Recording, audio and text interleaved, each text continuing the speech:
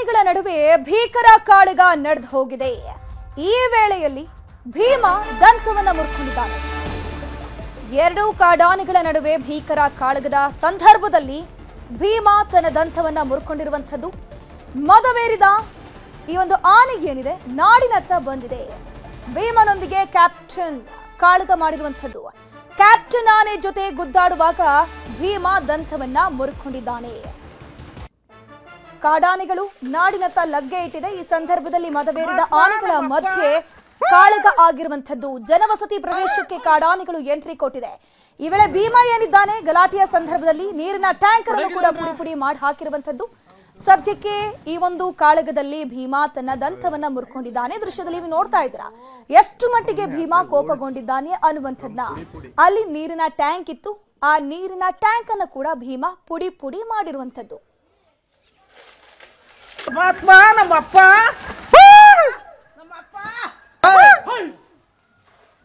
Drum ಏನ್ ಮಾಡಿತ್ತು ಪಡಗಿದವನ್ರ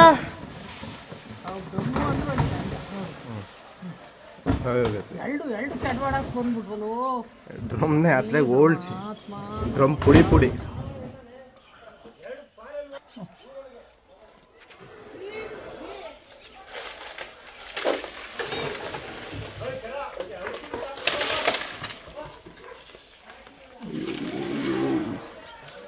ಅಪ್ಪ ಕೈ ಮುಗಿತೀನಿ ನಡಿಯಪ್ಪ ಸಾಕು ನಡಿಯಪ್ಪ ಸಾಕು ನಡಿಯ ಭಗವಂತ ನಡಿಯಪ್ಪ ಸ್ವಾಮಿ ಪರಮಾತ್ಮ ನಮ್ಮಪ್ಪ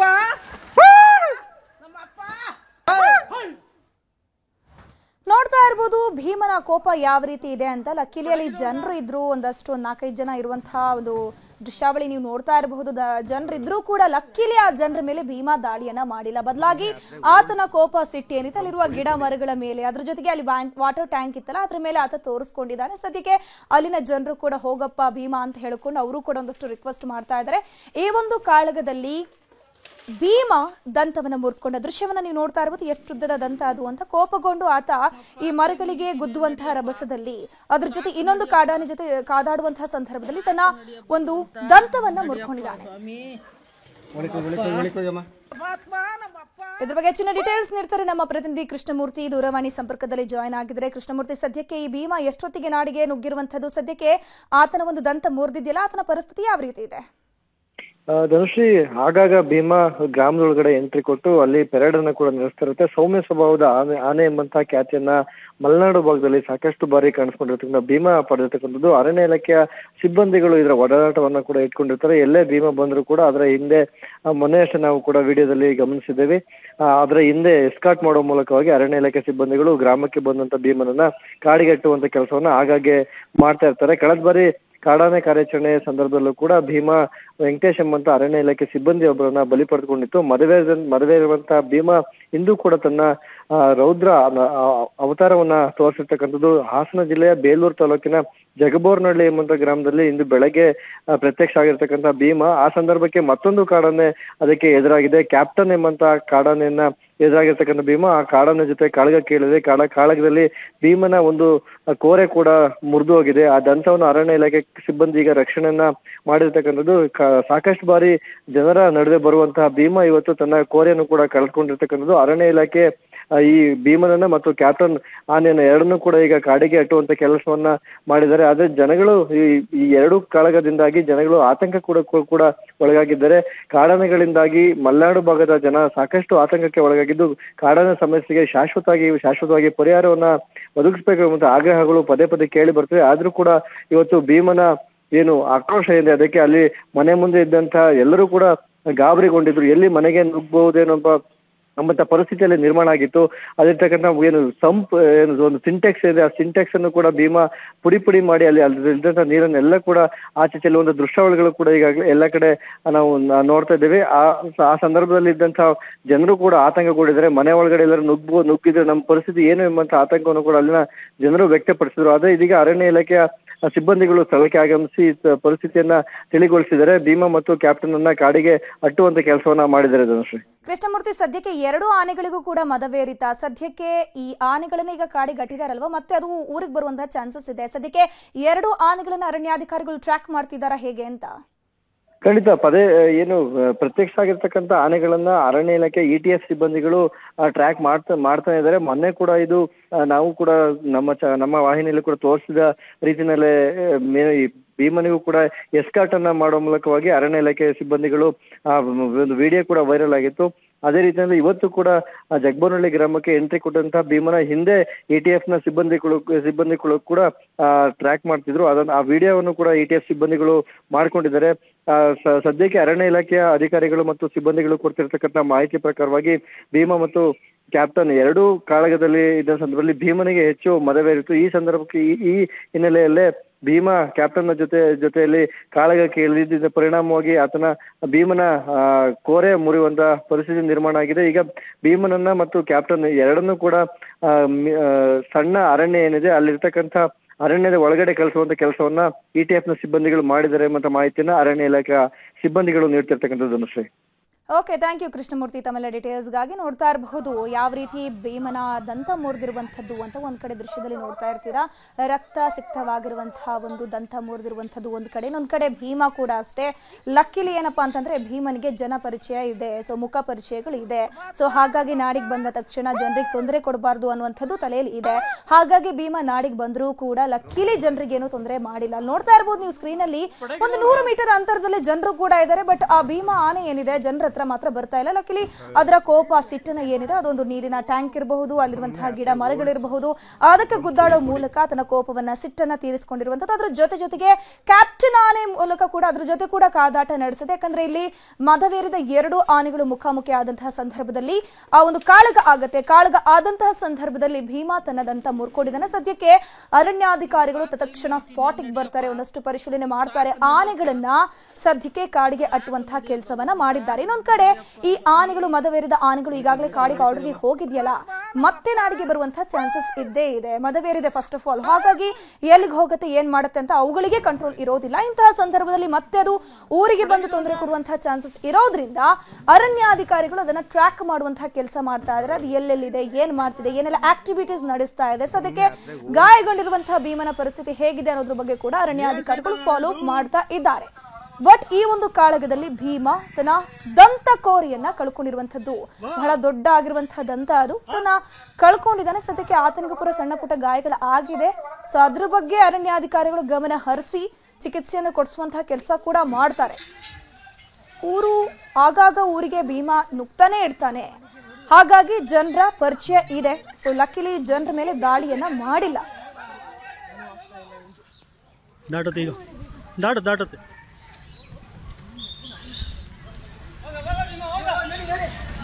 ಪರಮಾತ್ಮ ನಮ್ಮಪ್ಪ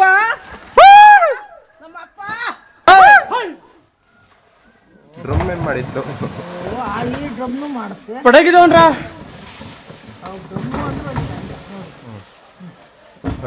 ಎರಡು ಕೆಡವಾಡಕ್ ಬಂದ್ಬಿಟ್ವಲು. ಡ್ರಮ್ನೇ ಅತ್ಲೆ ಓಲ್ಸಿ ಡ್ರಮ್ ಪುಡಿ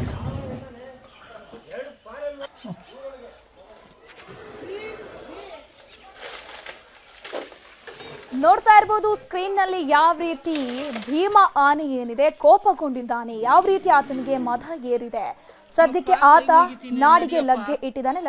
ಫಸ್ಟ್ ಆಫ್ ಆಲ್ ಈ ಒಂದು ಮದವೇರಿದ ಆನೆಗಳಿಗೆ ನಾವು ಎಲ್ಲಿ ಹೋಗ್ತೀವಿ ಏನ್ ಮಾಡ್ತೀವಿ ಅನ್ನುವಂಥದ್ದು ಅದಕ್ಕೆ ಅಷ್ಟೊಂದು ಕಂಟ್ರೋಲ್ ಇರೋದಿಲ್ಲ. ಅದ್ರ ಜೊತೆಗೆ ಕೋಪ ಅನ್ನುವಂಥದ್ದು ಸಿಕ್ಕಾಪಟ್ಟೆ ಬರ್ತಾ ಇರುತ್ತೆ. ವಾಹನ ಏನಾದ್ರು ಮುಂದ್ಗಡೆ ಸಿಕ್ಕಿದ್ರೆ ಅದನ್ನ ಜಖಂ ಮಾಡುತ್ತೆ. ಯೂಶುವಲಿ ಬೇರೆ ಆನೆಗಳಾಗಿದ್ರೆ ಲಕ್ಕಿಲಿ ಇಲ್ಲಿ ಭೀಮಾ ಕಾಡಿನಿಂದ ನಾಡಿಗೆ ಬಂದಿದ್ದಾನೆ. ಸದ್ಯಕ್ಕೆ ಅಲ್ಲೆಲ್ಲ ರಸ್ತೆಗಳಲ್ಲಿ ಓಡಾಡಿ ತನ್ನ ಸಿಟ್ಟನ್ನ ವಾಟರ್ಗಳ ಟ್ಯಾಂಕರ್ ಮೇಲೆ ಇರಬಹುದು, ಅದ್ರ ಜೊತೆಗೆ ಮರಗಳಿಗೆ ಗುದ್ದುವಂಥದ್ದು, ಅದ್ರ ಜೊತೆಗೆ ಕಾಡಾನೆಗಳ ಜೊತೆ ಕಾದಾಟ ಮಾಡಿದೆ. ಮುಧೋಳದಲ್ಲಿ ತೀವ್ರಗೊಂಡಿದೆ ಕಬ್ಬು ಬೆಳೆಗಾರರ ಹೋರಾಟ. ಟನ್ ಕಬ್ಬಿಗೆ 3,500 ರೂಪಾಯಿ ಕೊಡಲೇಬೇಕು ಅಂತ ಮುಧೋಳದಲ್ಲಿ ಕಬ್ಬು ಬೆಳೆಗಾರರು ಪಟ್ಟು ಹಿಡಿದಿದ್ದಾರೆ. ಈಗಾಗಲೇ 3,300 ರೂಪಾಯಿ ಬೆಂಬಲ ಬೆಲೆಯನ್ನ ಪ್ರತಿ ಟನ್ ಕಬ್ಬಿಗೆ ಘೋಷಣೆ ಮಾಡಿದರೆ ಸರ್ಕಾರ. ಆದ್ರೂ ಕೂಡ ಟನ್ ಕಬ್ಬಿಗೆ 3,500 ರೂಪಾಯಿ ಕೊಡಬೇಕು ಅಂತ ಹೋರಾಟ ಮುಂದುವರೆದಿದೆ. ರಸ್ತೆಯಲ್ಲಿ ಊಟ ಮಾಡಿ ರೈತರು ನಿರಂತರವಾಗಿ ಪ್ರತಿಭಟನೆ ಮಾಡ್ತಾ ಇದ್ದಾರೆ. ಆಲ್ರೆಡಿ ಜಿಲ್ಲಾಧಿಕಾರಿ ಕಚೇರಿಯಲ್ಲಿ ಒಂದು ಸಭೆ ಆಗಿದೆ. ಈ ವಿಚಾರಕ್ಕೆ ಸಂಬಂಧಪಟ್ಟಂತೆ ಜಿಲ್ಲಾಧಿಕಾರಿ ಕಚೇರಿಯಲ್ಲೂ ಒಮ್ಮತ ಮೂಡಿಲ್ಲ. ಸಭೆಯಲ್ಲಿ ಸರ್ಕಾರ ನಿಗದಿ ಮಾಡಿದ ದರ ಕೊಡೋಕೆ ಮಾಲೀಕರು ಕೂಡ ಹಿಂದೇಟು ಹಾಕ್ತಾ ಇದ್ದಾರೆ. ಕಾರ್ಖಾನೆ ಮಾಲೀಕರ ವಿರುದ್ಧ ರೈತರು ರೊಚ್ಚಿಗೆದ್ದಿದ್ದಾರೆ. ರೈತರ ಮನವೊಲಿಕೆಗೆ ಉಸ್ತುವಾರಿ ಸಚಿವ ಆರ್.ಬಿ. ತಿಮ್ಮಾಪುರ ಈಗ ಮುಂದಾಗಿರುವಂಥದ್ದು ರೈತರು ಮತ್ತು ಕಾರ್ಖಾನೆ ಮಾಲೀಕರೊಂದಿಗೆ ಮತ್ತೊಂದು ಸುತ್ತಿನ ಮಾತುಕತೆಗೆ ಎಲ್ಲ ಸಿದ್ಧತೆ ಮಾಡಿಕೊಂಡಿದ್ದಾರೆ. ಸರ್ಕಾರದ ಆದೇಶದ ಮಧ್ಯೆಯೇ ಕಾರ್ಖಾನೆ ಮಾಲೀಕರು ಪಟ್ಟು ಹಿಡಿದಿದ್ದಾರೆ. ಎಸ್ಪೆಷಲಿ ಆ ಭಾಗದಲ್ಲಿ ಮುಧೋಳ ಬಾಗಲಕೋಟೆಯ ಭಾಗದಲ್ಲಿ ಕಾರ್ಖಾನೆ ಮಾಲೀಕರು ಈಗಾಗಲೇ ಬೆಂಬಲ ಬೆಲೆ ಘೋಷಣೆ ಆಗಿದೆಯಲ್ಲ ಅದಕ್ಕೂ ಕೂಡ ಒಪ್ತಾ ಇಲ್ಲಂತೆ. ಅದ್ರ ಜೊತೆಗೆ ರೈತರು ಏನು ಬಟ್ಟು ಹಿಡಿತಾ ಇದ್ದಾರಪ್ಪ ಅಂತಂದ್ರೆ ನಮಗೆ 3,300 ರೂಪಾಯಿ ಬೇಡ, 3,500 ರೂಪಾಯಿ ಬೆಂಬಲ ಬೆಲೆ ನಮಗೆ ಬೇಕು. ಅದನ್ನು ನೀವು ಘೋಷಣೆ ಮಾಡೋ ತನಕ ನಾವು ಪ್ರತಿಭಟನೆಯನ್ನ ಕೈ ಬಿಡೋದಿಲ್ಲ. ನಿಮ್ಗೆ 2 ದಿನಗಳ ಕಾಲ ಡೆಡ್ ಲೈನ್ ಅನ್ನ ಕೊಡ್ತೀವಿ, ಅದರೊಳಗಡೆ ನೀವು ಘೋಷಣೆ ಮಾಡಬೇಕು, ಇಲ್ಲಾಂದ್ರೆ ಉಗ್ರ ಹೋರಾಟ ಮಾಡ್ತೀವಿ ಅಂತ ಅವರು ವಾರ್ನಿಂಗ್ ಅನ್ನ ಕೊಟ್ಟಿದ್ದಾರೆ. ಸರ್ಕಾರ ಆದೇಶದ ಪ್ರಕಾರ ಏನಿದೆಯಲ್ಲ ಅದ್ರ ತಕ್ಕಂಗೆ ನಾವು ಕ್ರಮ ವಹಿಸ್ತೇವೆ. ಅದು ಬಿಟ್ಟು ಹಿಂದಿಂದು ಇವಾಗ ಯಾವುದೂ ನಾವು ಮೊನ್ನೆ 23/10 ಒಂದು ಮೀಟಿಂಗ್ ಮಾಡಿದ್ವಿ. ನಾವು ರೈತ ಸಂಘದವರು ರೈತರ ಜೊತೆಗೆ ಮತ್ತು ಕಾರ್ಖಾನೆ ಅವಾಗ ಕೂಡ ಹೇಳಿದೆವು. ಎಲ್ಲ ಏನೇನು ಒಪ್ಪಂದಗಳಾದರೆ ನೀವು ಲಿಖಿತವಾಗಿರಬೇಕು. ಲಿಖಿತವಾಗಿ ಒಪ್ಪಂದಿದ್ದರೆ ನಾವು ಎನ್ಫೋರ್ಸ್ ಮಾಡಲಿಕ್ಕೆ ಅವಕಾಶ ಇರುತ್ತೆ.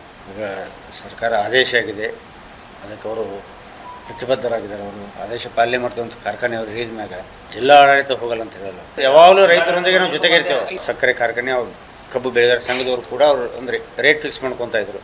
ನಾವು ಏನು 23ನೇ ತಾರೀಕು ಅಕ್ಟೋಬರಲ್ಲಿ ಮೀಟಿಂಗ್ ಸಭೆ ಮಾಡಿದಾಗ ಕೂಡ ಅದೇ ರೀತಿ ಅವರು ಒಪ್ಪಿದ್ರು ರೈತ ಸಂಘದವರು. ಈಗ ಆಯಿತು, ನಾವು ಇಂಟರ್ನಲ್ ನಾವು ರೇಟ್ ಫಿಕ್ಸ್ ಮಾಡ್ಕೋತೇವೆ, ನಾವು ಡಿಸೈಡ್ ಮಾಡ್ಕೋತೇವೆ, ನಾವು ಲೋಡ್ ಮಾಡ್ತೇವೆ ಅಂತ ಹೇಳಿದರು.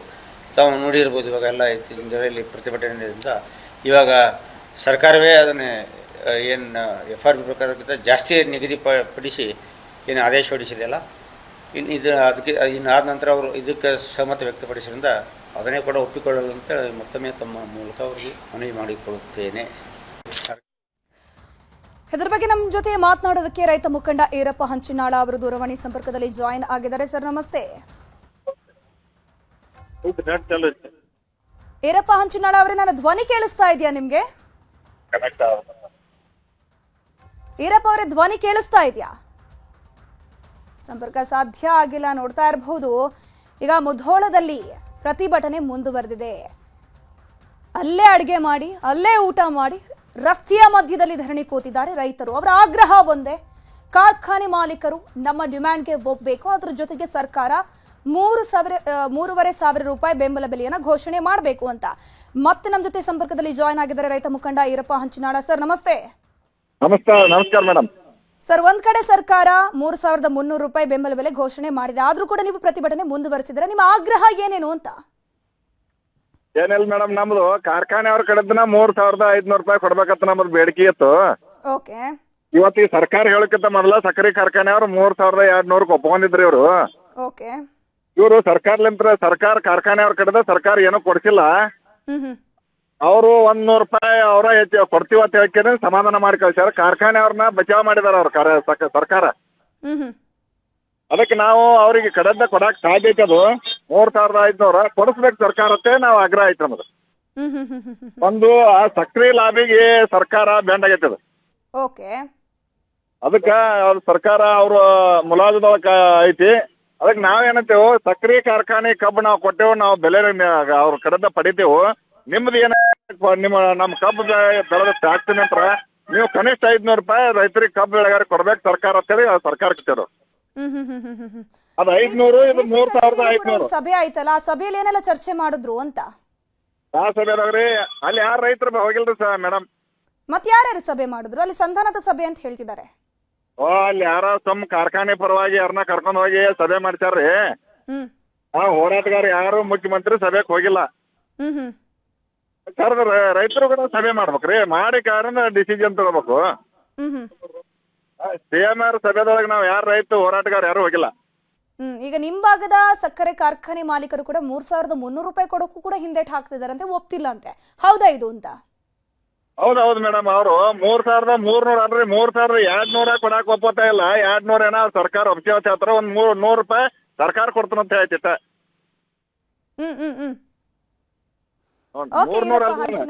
ಈರಪ್ಪ ಹಂಚಿನಾಳ ಅವರೇ, ಫಾಲೋ ಅಪ್ ಮಾಡ್ತಾ ಹೋಗೋಣ ಏನೆಲ್ಲ ಆಗತ್ತೆ ಅನ್ನುವಂಥದ್ನ. ಬಲಿಷ್ಠ ಭಾರತ ಕಟ್ಟುವುದೊಂದೇ ನಮ್ಮ ಗುರಿ ಅಂತ RSSನ ಸರಸಂಘ ಚಾಲಕ ಮೋಹನ್ ಭಾಗವತ್ ಹೇಳಿಕೆಯನ್ನ ಕೊಟ್ಟಿದ್ದಾರೆ. ಬಲಿಷ್ಠ ಭಾರತ, ಬಲಿಷ್ಠ ಸಮಾಜವನ್ನ ನಾವು ತಯಾರು ಮಾಡ್ತೀವಿ, RSSನ ಸಂಘಟನೆಯವರು ಮಾಡ್ತೀವಿ ಅಂತ ಮೋಹನ್ ಭಾಗವತ್ ಹೇಳಿಕೆ ಕೊಟ್ಟಿದ್ದಾರೆ. ಬಲಿಷ್ಠ ಭಾರತಕ್ಕಾಗಿ ಬಲಿಷ್ಠ ಸಮಾಜ ತಯಾರು ಮಾಡ್ತಾ ಇದ್ದೀವಿ ನಾವು. ಭಾರತ ಮಾತೆಯ ಪುತ್ರರಾಗಿ ಹಿಂದೂಗಳಾಗಿ ಕೆಲಸವನ್ನ ಮಾಡಿ ಅಂತ ಕರೆಯನ್ನ ಕೊಟ್ಟಿದ್ದಾರೆ ಮೋಹನ್ ಭಾಗವತ್. ಎಲ್ಲಾ ಧರ್ಮ ಜಾತಿಯವರಿಗೆ ಸಂಘದಲ್ಲಿ ಅವಕಾಶವಿದೆ. ಭಾರತೀಯ ಮಕ್ಕಳಾಗಿದ್ರೆ ಸಾಕು, ನಮಗೆ ಜಾತಿ ಧರ್ಮ ಅನ್ನುವಂಥದ್ದು ನಮಗೆ ಇಂಪಾರ್ಟೆಂಟ್ ಅಲ್ಲ. ಸಂಘದಿಂದ ಯಾರಿಗೂ ಯಾವುದೇ ನಿರೀಕ್ಷೆ ಇರಬಾರದು. ಜಾತಿ ಧರ್ಮಗಳ ಹೆಸರಲ್ಲಿ ಸಂಘ ಏನೂ ಕೂಡ ಮಾಡೋದಿಲ್ಲ ಅಂತ ಮೋಹನ್ ಭಾಗವತ್ ಹೇಳಿಕೆಯನ್ನ ಕೊಟ್ಟಿದ್ದಾರೆ. What we do in Sangha, we don't mention caste. We say we are all Hindus. We draw a bigger line. That automatically removes caste from mind. Ultimately, there is no system. Where does caste reside now? It resides in our mind. When we hear each other's name, we start thinking, oh, this is his name. He must be this. That has to be eradicated from our mind. Every kind of Hindu people, we think Hindus are one unanimous, one homogeneous society. But people think Hindus as from this caste, from this province, this language, that religion, like that. We must include every type of Hindu conceived by others in our friend circle. Wherever we reside in particular locality, from all the sections of society in that locality, we have friends. Our family have families. We mix together, we go to each other's house, we celebrate together in Sukha and Dukha. We help each other. That should happen. And wherever people like us are in majority and in authority, they should try to make Mandir, Pani, Smashan common for every Hindu. That we can do. You need not be Sangha Swayansevat. You need not have an organization for that. Individually you can do this. You can have friends everywhere. You can go and mix with all the families. You have to train yourself, you have to train your family. If we do that, this caste problem will be... ತುಂಡು ಗುಂಡು ಭರ್ಜರಿ dance, ಜೈಲು ಜೀವನ full ಬಿಂದಾಸ್. ಮತ್ತೊಂದು video ಯಾವ ಜೈಲಿನದ್ದು? ಇದು ಪರಪ್ಪನ ಸ್ವರ್ಗ story.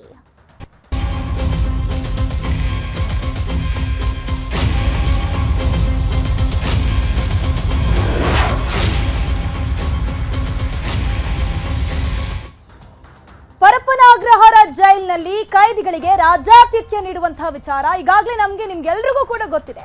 ಆ ರಾಜಾತಿಥ್ಯಕ್ಕೆ ಸಂಬಂಧಪಟ್ಟಂತೆ ಮತ್ತೆ ಮತ್ತೆ ಪ್ರೂವ್ ಆಗುವಂತಹ ವಿಡಿಯೋಗಳು ವೈರಲ್ ಆಗ್ತಾ ಇದೆ. ಇದೇ ವಿಚಾರಕ್ಕೆ ಸಂಬಂಧಪಟ್ಟಂತೆ ಸಿಎಂ ಸಿದ್ದರಾಮಯ್ಯ ನಾಳೆ ಸಭೆ ಕರೆದಿದ್ದಾರೆ. ಯಾರು ತಪ್ಪು ಮಾಡಿದ್ರು ಕೂಡ ಅವರ ವಿರುದ್ಧ ಕ್ರಮ ಆಗುತ್ತೆ ಅಂತ ಸಿಎಂ ಸಿದ್ದರಾಮಯ್ಯ ಹೇಳಿದ್ದಾರೆ.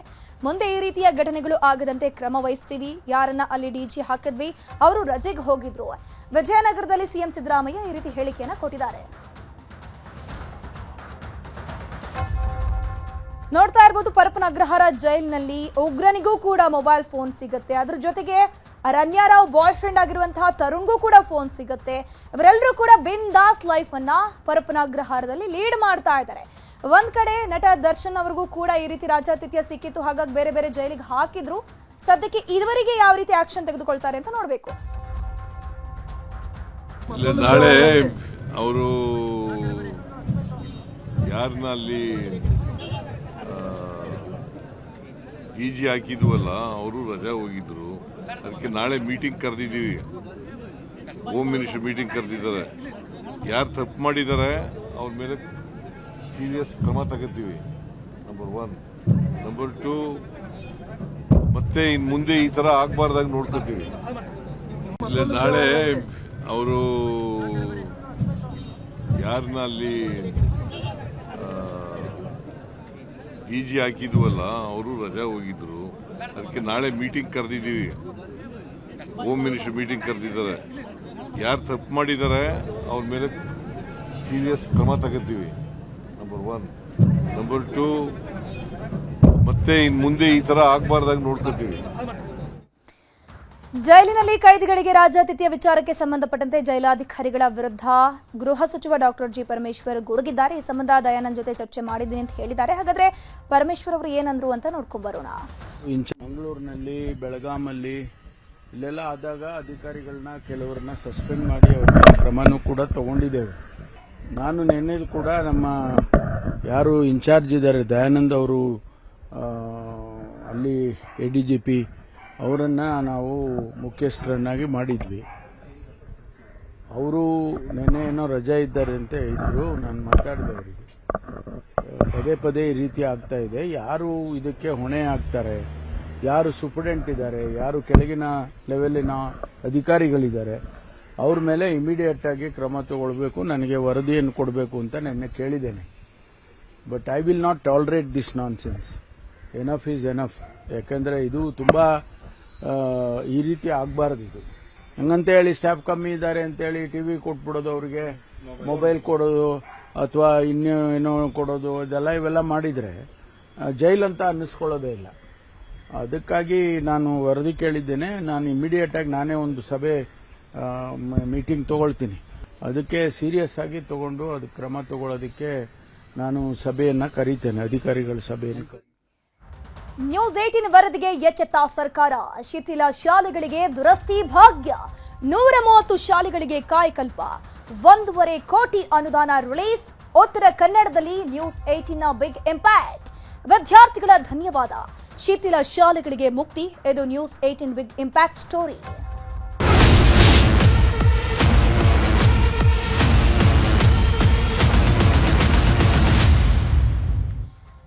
ಶಿಥಿಲಗೊಂಡಿರುವಂತಹ ಶಾಲೆಗಳ ಬಗ್ಗೆ ನಿಮ್ಮ ನ್ಯೂಸ್ 18 ಕನ್ನಡ ನಿರಂತರವಾಗಿ ಅಭಿಯಾನ ನಡೆಸ್ತಾನೆ ಇದೆ. ನ್ಯೂಸ್ 18 ವರದಿಗೆ ಉತ್ತರ ಕನ್ನಡ ಜಿಲ್ಲಾಡಳಿತ ಸ್ಪಂದಿಸಿರುವಂತದ್ದು. ಉತ್ತರ ಕನ್ನಡದಲ್ಲೂ ಕೂಡ ಇದೇ ರೀತಿ ಶಿಥಿಲಾವಸ್ಥೆಯಲ್ಲಿ ಶಾಲೆಗಳಿದ್ವು.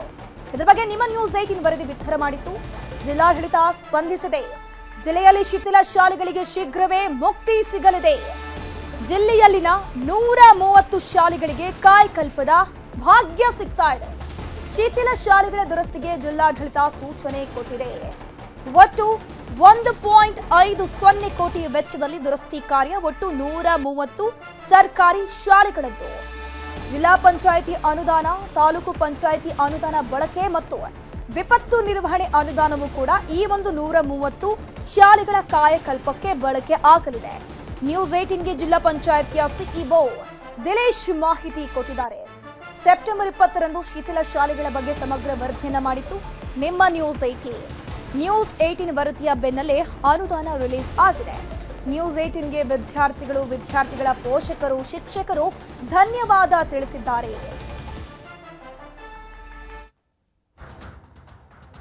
ನೋಡ್ತಾ ಇರಬಹುದು, ಉತ್ತರ ಕನ್ನಡ ಜಿಲ್ಲೆಯ ಹಲವು ಶಾಲೆಗಳು ಅಂದ್ರೆ ಬರೋಬ್ಬರಿ 130 ಶಾಲೆಗಳು ಶಿಥಿಲಾವಸ್ಥೆಗೆ ತಲುಪಿತ್ತು. ಸರ್ಕಾರಿ ಶಾಲೆಯಲ್ಲಿ ಓದಬೇಕು ಅಂತಂದ್ರೆ ಪೋಷಕರು ಕೂಡ ತಮ್ಮ ಮಕ್ಕಳನ್ನ ಕಳಿಸ್ಕೊಳ್ಳೋದಕ್ಕೆ ಮುಂದೆ ಹಿಂದೆ ನೋಡ್ತಾ ಇದ್ರು. ಸದ್ಯಕ್ಕೆ ಆ 130 ಶಾಲೆಗಳಿಗೆ ಈಗ ಕಾಯಕಲ್ಪದ ಭಾಗ್ಯ ಸಿಗ್ತಾ ಇದೆ.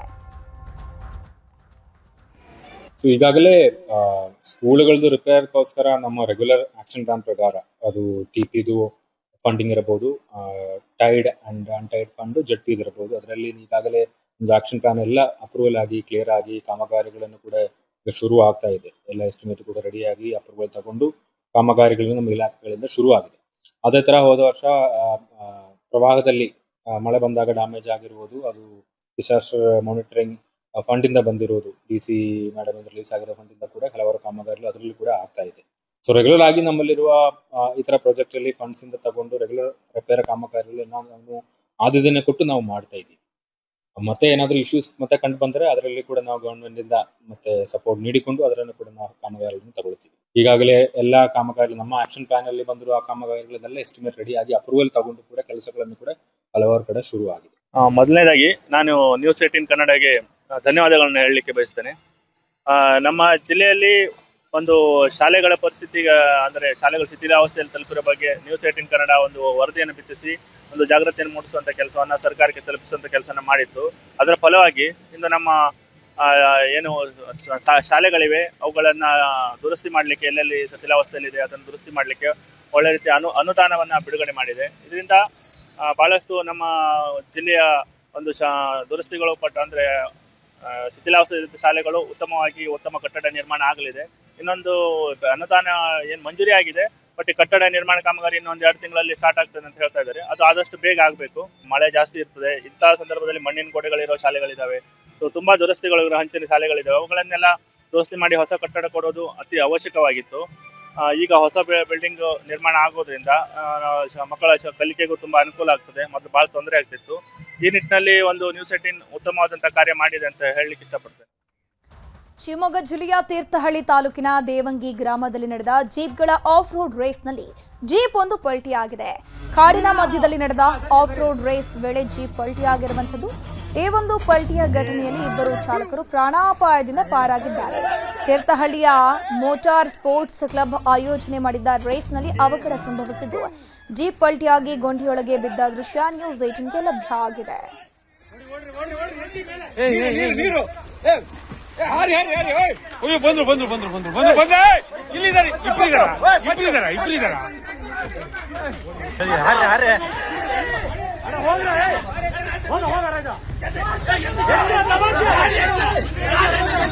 ಸೈಡಲ್ಲಿ ನೋಡ್ತಿದ್ದೆ. ಸರಿ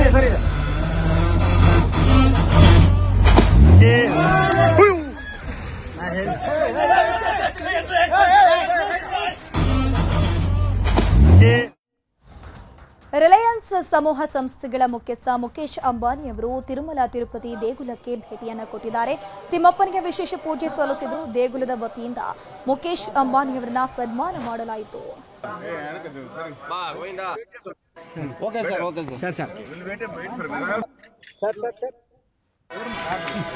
भैया थोड़ा हाथ निकल सर.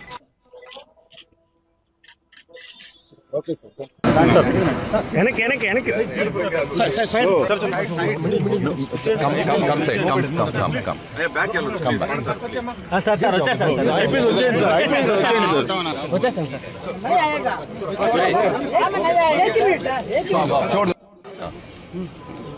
सर आया. ಕೇರಳದ ಗುರುವಾಯೂರು ಕೃಷ್ಣನ ಸನ್ನಿಧಾನಕ್ಕೂ ಮುಕೇಶ್ ಅಂಬಾನಿ ಕುಟುಂಬ ಸಮೇತರಾಗಿ ಭೇಟಿ ಕೊಟ್ಟಿದ್ರು. ಗುರುವಾಯೂರು ದೇವಸ್ವಂ ಬೋರ್ಡ್ನ ಅಧ್ಯಕ್ಷ ವಿಕೆ ವಿಜಯನ್ ಅಂಬಾನಿ ಅವರನ್ನ ಬರಮಾಡಿಕೊಂಡ್ರು. ಆ ಬಳಿಕ ಗುರುವಾಯೂರು ದೇವಸ್ವಂ ಬೋರ್ಡ್ ನಿರ್ಮಿಸೋಕೆ ಉದ್ದೇಶಿಸಿರುವಂತಹ ಮಲ್ಟಿ ಸ್ಪೆಷಾಲಿಟಿ ಆಸ್ಪತ್ರೆಗೆ ಮುಕೇಶ್ ಅಂಬಾನಿ 15 ಕೋಟಿ ರೂಪಾಯಿ ದೇಣಿಗೆ ನೀಡಿದ್ರು.